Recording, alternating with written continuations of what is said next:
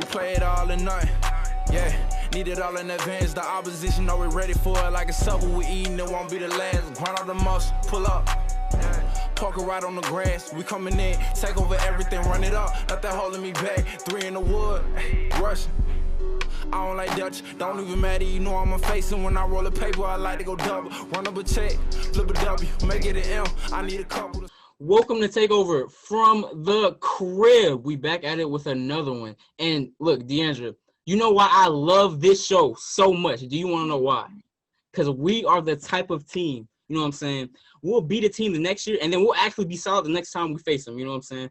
We're the type of team, you know what I'm saying? We don't let one receiver take over a whole entire game. We're the type of team that doesn't get ran over and stomped out on national TV. We are that type of team. Josh, do you know why I love this team so much? You just explained it, Cam. I do know why you love this team. No. It's another reason. Okay, no, I do not know. Can you explain? I'm just playing. I'm not gonna hate on the Falcons this week because they gave us a good game. But Takeover is back. How are you guys doing? Pretty great, man. Like you said, got to watch the Falcons lose again, which is great for draft positioning. Definitely. Yeah. Deandra, you? I'm good. I'm ready to start this show. Yeah. Ready to start. We'll go ahead and get into it. So, groundbreaking news in the NBA as the perceivable, unmovable contracts of both Russell Westbrook and John Wall were traded for each other. So Russell Westbrook is now playing for the Washington Wizards, and John Wall is now shacking up in Houston with James Harden on the Rockets. What are you guys thinking about this trade? What's the reaction? So I look at this trade and people were like, well, it's kind of like the same swap between Westbrook and Wall because they have a similar type of game. But I didn't really look at it that way. I was like, well, John Wall's the most points he's scored in the season has probably been like 20 points. He's flirted with 19 and 18 a lot of times. And I mean, he's an explosive guy. He has kind of the same style as Russell. But I mean, what's going to really change in Houston? Did Houston really get better from getting John Wall, another player who's really good at finishing at the rim but can't really shoot? He's going to be off ball just like Westbrook. He's going to be forced to make shots, three-point shots, which he's not that good at, just like Westbrook. And it's going to be the exact same fit. They didn't really get better from that. And him playing with James Harden really doesn't fit in as well as I think people are going to look at. But now the people that actually won the trade, in my opinion, was the Washington Wizards. You look at Beal and Westbrook, that now was the best backcourt in the NBA. You look at Westbrook. I said it. They're the best backcourt in the NBA. And you look at the perfect scenario for Russ. When I look at Russ, I'm like, what's the perfect scenario? What would be the perfect team for Russ? It is a team full of shooters, and the Wizards have the personnel to do this. You look at Beal; he shot 35% from three last year, the same percentage as James Harden, and finished second in points. You look at Davis Bertans; he's not a household name, but I arguably think he's a top 8 shooter in the game. Shot 42%. You look at Rui Hachimura; he's not a good shooter, but he's great in the pick and roll, and he is a skywalker. And then you look at Thomas Bryant, a big who can defend the paint and shoot the three, as he shoots 40%. So you giving Westbrook a team of players who can shoot all around the court. That is the best scenario for Russell Westbrook. I'm not saying these guys are going to be world beaters, but I feel like they're a way tougher team now than before. They definitely get better with Russell Westbrook. And the last thing I'm going to bring up that really buys me on this team in this trade is Scott Brooks. You may think, oh, wow, Scott Brooks is kind of just his basic coach. But I was watching during quarantine a lot of old OKC games and a lot of old things because, we had nothing to do. And they ran plays. Beyond or not, it had Kevin Durant, James Harden, and they ran plays. These players do not run plays anymore. I feel like if you actually get Russell in an offense where everyone's active, everyone's moving, he's moving again, this team could be a great team. So I'm looking at the Washington Wizards, and I think it's a W for us and the Wizards. If we're looking at who won really contract and money-wise, both of their contracts are crazy. So to me, neither team – money-wise or contract-wise didn't really win or gain or lost anything.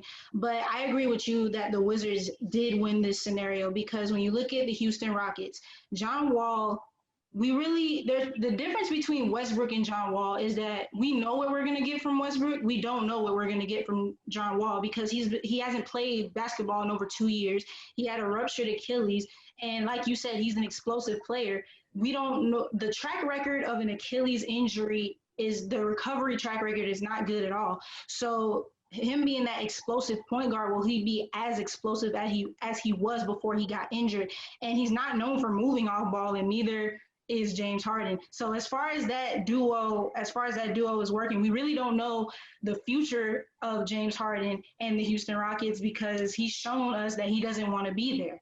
So even if they do play together, how do we know, like, can you really build with John Wall, and how will that duo fit together? And the reason why I say that the Wizards won in this situation is because like I said, you know what we're going to get with Russ. He's a great fit.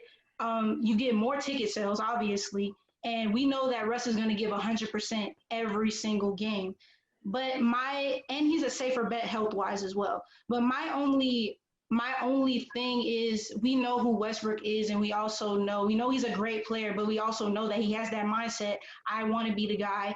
I want to be the number one guy, and I want to be the guy to go get the last shot. If there's a last shot, I want to be the one to take it. So I feel like the only way this works is if he can defer to Bradley Beal, which I really think he will, because in this situation, like this, to me, this is his last shot, in my opinion. So Bradley Beal being that talent, that he went from a good player to a great player and an all-star level player, coming off of a season of averaging 30 points a game. Russ is a really good passer. So I believe the pick and roll would be a very dangerous tool in their arsenal. And if, like I said, if he defers to Bradley Beal, I feel like this is a great team. Oh, well, y'all basically took everything that could be said about this trade, and I agree with everything that you guys said. This is an absolute unbridled 100% win for the Washington Wizards. They found a way to take the most untradeable contract in the NBA and trade it and get better in the short term, at least. Now, Russell Westbrook is 32. His peak years are starting to dry up. Eventually, Father Time will win because Father Time is undefeated. But as of now, Russell Westbrook is still one of the most physically dominant forces in the NBA. And as far as I'm concerned, I know, DeAndre, you were talking about he's going to have to defer to Bradley Beal. I don't think he's going to defer to Bradley Beal. And I think Bradley Beal is going to have to defer to him. And I think that'll work out better for everybody, because Bradley Beal is a fantastic standstill shooter, as is Davis Bertans, as is Thomas Bryant. And Denny Avdija, or however you say his name, the new rookie coming in, he has a decent looking jump shot too. So if you were to put all those guys on the court with Westbrook and put the ball in his hands, you have a 4-out, 1-in attack, or at least a 5-out where Westbrook is just driving like you have with the Rockets. So I don't see how that doesn't work. As for the Rockets, yes, they got a first-round pick, but I don't see how John Wall makes them any better. John Wall, as you said, hasn't played organized basketball in 2 years. And even when John Wall was healthy, in my humble opinion, he was one of the most overrated players in the NBA. Because as you saw, the Wizards tried to build around him, correct? He was the number 1 overall pick. They never got past the second round. And that was after giving him Bradley Beal about 2 years in. For his career, he's a 32.4% shooter from 3, so he's not going to give you any kind of spacing. He's a relatively good passer, but with that comes a decent amount of turnovers. And his entire game was built on explosion. And not only did he hurt his knee, he hurt his Achilles too. So I don't see any way how this makes the Rockets any better. This may sound little, but I'm really just excited about the plays. People are running plays now. Nobody runs plays. That's what I'm saying. But I feel like the Denver Nuggets run plays definitely. The Denver Nuggets run plays. A lot of teams run plays, but I just feel like Houston's Rocket offense was just pick up basketball at its finest form, and it just didn't work in the end. I feel like this offense would be way more unpredictable, and I feel like it'll be better in a long time run. Sure. One thing I do want to address, Cam. After you said they're the best backcourt in the league, I know I gave you a little bit of a look. After I thought about it, I think you're right. They are. Yeah. This is the best backcourt in the league, like blow for blow. I can't think of anybody better. So, yeah, now that Clay's hurt, it has to be. But on to our next topic. The Steelers took a L to the Washington football team on Monday Night Football, making them now 11-1. Or was it 10-1 or 11-1? I think it's 11-1. And so they've just lost this game. Are the Steelers overrated now for losing to the Washington football team? I think Pittsburgh was overrated to begin with. And that's not an indictment of them. I think it's an indictment of the fact that they were undefeated. Because when you look at who they've beaten, they didn't really beat a lot of high quality teams. They beat the Ravens practice squad. Then they beat the Ravens, without the practice squad. They beat Lamar Jackson once. But either way, I mean, they haven't had the hardest schedule. If you look it up, they haven't had the hardest schedule. But I think this loss, if anything, is a good thing for them because now they don't have the pressure of going undefeated because every game that you win and every game closer you get to that potential undefeated season, the pressure mounts and mounts and mounts and mounts because as of now, there still is only one team that has gone undefeated throughout an entire season and postseason. So I think that the loss was more of an apparition than anything because they didn't have James Conner. So their running attack, they had like 21 yards on 14 carries. And their wide receiving core is relatively young, actually very young. They're all like 24, 23, 22. So they're struggling with, stuff you see young receivers struggle with like drops and, relatively bad routes.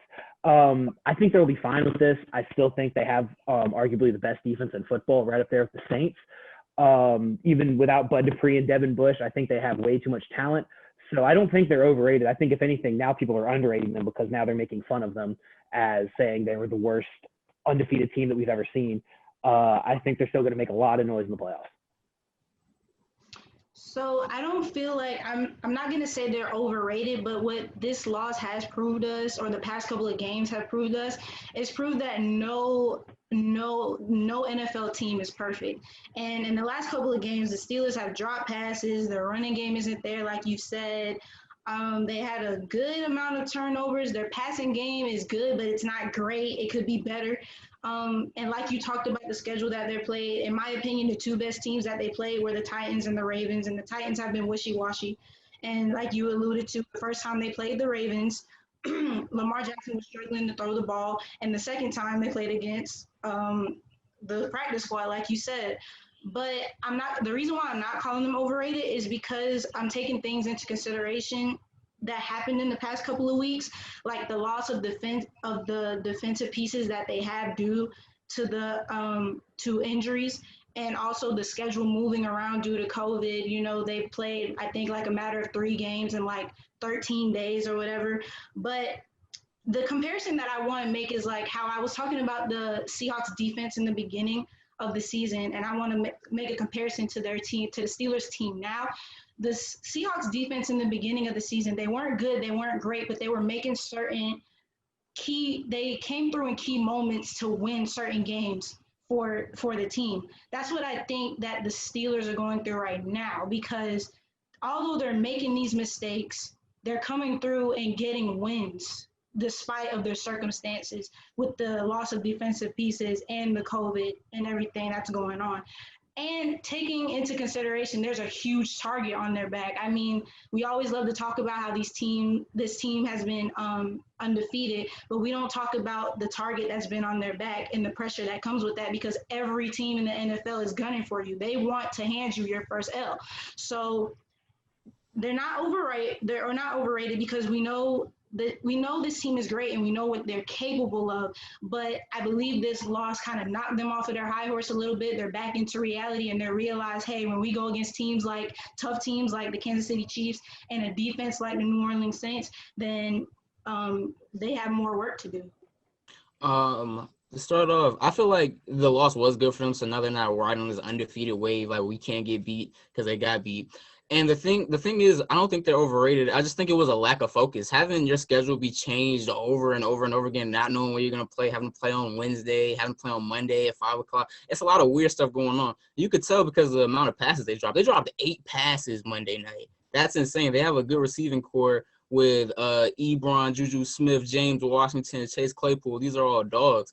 And I feel like what really happened was they played down to their competition. And I feel like the other good team in the AFC is doing that as well. We've seen times where the Kansas City Chiefs should be outright killing teams, but it's close. The Kansas City Chiefs played a tight game with the Denver Broncos on Sunday night. And, sometimes it makes you wonder, are they really as focused as they could be? I think they kind of just ease into this game. It's at 5 o'clock. It's against a team called the football team. And you just get caught slipping one night. And I feel like that's exactly what this was. I think Mike Tomlin is going to rile up the troops, and they'll be back to doing what they do as usual. But the real problem with this team is the run game. I think missing James Conner is bigger than people are making it out to be. They can't run the ball right now. I mean, it helps when you have a great receiving core, but you got to be able to run the ball. That's what made this team so good, because if you loaded the box, they could throw. And if you didn't load it, they can hand it off to James Conner. They can only do one of those things now, and they're kind of one-dimensional. So they have to fix that as well. And it doesn't help with the defense as well, because when you lose both of your pass rushers on the outside, so you're asking TJ Watt to do a lot. You know what I'm saying? It definitely hurts the team. Yeah, for sure. But I think they'll be all right though. Like they still got Fitzpatrick back there. They still got Steven Nelson. They still got Joe Hayden. They got talent. Like they just won't. They'll get a real game again because they have to play the Browns, and the Browns have been hot as well. For now, we know how the Browns are. Hey, look! You gotta give Baker some respect now. He's heating up. I did give Baker respect, dog. I thought everybody was jumping down his throat too quickly, but I'm just saying, based off his past trends. Well, ever since Odell had left, they've been a different. Move on. No. We're not touching that. No. We'll save that for another day. We'll save it for another day. But on to our last topic. We have been telling you guys to send fan submissions, fan takes, and we'll respond to them. So we had a fan right here send a take. All right, so here's my take for y'all. Phillip Rivers is the most overrated quarterback in the history of the NFL. He's been in the league for 16 years and has only won 5 playoff games. He's only been to the playoffs 6 times, and he's wasted the career of LaDainian Tomlinson, Antonio Gates, Keenan Allen up to this point, and plenty of really, really good defensive players. Now that he's gone, we're seeing Justin Herbert's performing pretty well, even though their record isn't great. But, clearly the problem wasn't exclusively the coaching or the other players around him. First of all, thank you for sending the take. We've been asking. Y'all have been ducking on the low like y'all don't want to send a take. If y'all are scared, just tell us. On the high, they're ducking. They're ducking. So his take was about Phillip Rivers. Josh, I'm going to let you go first. How do you feel about the take? I think that he is absolutely right. And I feel like it's something that nobody really talks about. Everybody talks about Phillip Rivers like he is a future Hall of Famer. And really, what does he have other than just raw stats, right? And he points it out, he really hasn't won any playoff games. And he's had transcendent talents like Antonio Gates and LaDainian Tomlinson. And right now, Keenan Allen, who is arguably the most underrated wide receiver in the league. So it's a fair take. I would say that he is basically Eli Manning, except the only reason that Eli Manning is being talked about for the Hall of Fame is because Eli Manning has 2 rings, right? And they both have kind of the same sort of career arc in that they've been consistently disappointing, and the only difference is Eli in 2 different seasons found a way to win a couple games at the end and beat the Patriots. So I think he's absolutely 100% right. I think he's absolutely right too. The only thing I would ask is who's really putting Phillip Rivers up there? Whoever said Phillip Rivers was highly rated. I mean, you're kind of preaching to the choir. No one's ever been just stunned by Phillip Rivers' play. If anything, Phillip Rivers has had an extreme array of weapons, whether it's Sean Phillips on the defensive side, whether it's LaDainian Tomlinson, personally my favorite NFL player of all time. He had Darren Sproles at one point. He had Antonio Gates. That some of these teams have just been crazy, and he just continually underperformed. So I don't know who's putting him in these high standards. Maybe it's ESPN because you saw the list they came out with today.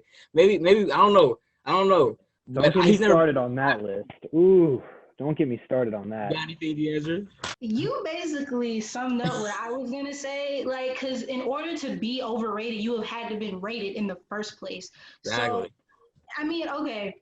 Am I calling him a bad quarterback? No, he's thrown over 50,000 yards and he's completed 64% of his passes. But when you compare him to Ben and Eli, and some people would argue that Eli is overrated because those 2 rings that he got were because of a good running game and good defense. But that's neither here nor there. But like you said, he would have to. I've never really heard of him being in the conversation of top tier quarterbacks. So that's why I wouldn't say he's overrated because he was never rated to begin with. That's just my opinion. Again, thanks for the take. We want more takes to send in so we can react to them. If you're going to come at us, you know what I'm saying, please come with some fierceness, okay? We've been waiting for y'all. Y'all have been talking crazy. We just waiting. We just waiting. You guys have anything to say? Mad shout out to Parsa. Obviously, he's my friend. So it means I'm up 1-0 on you guys. I've actually gotten somebody to send in a take, and I apparently have somebody working on it one right now, but he's been saying he's been working on it for 2 weeks. You know who you are, Joe. That's how it goes. That's how it goes. Yeah, apparently it takes a long time to film a 45-second video. You know, but yeah, for sure. Thanks, Parsa. I appreciate it. All right, well, that's gonna end our episode, guys. You know, thanks for watching at home. Make sure you hit that like button and hit subscribe. We back at it again. Take over from in the crib. All right, we out. Hey, champ. Yeah, we play it all in night. Yeah, need it all in advance. The opposition know we're ready for it. Like a supper we eating, it won't be the last. Grind out the muscle, pull up. Parker right on the grass. We coming in, take over everything, run it up. Not that holding me back. 3 in the wood, rushing. I don't like Dutch, don't even matter, you know I'm a facing. When I roll a paper, I like to go double. Run up a check, flip a W, make it an M. I need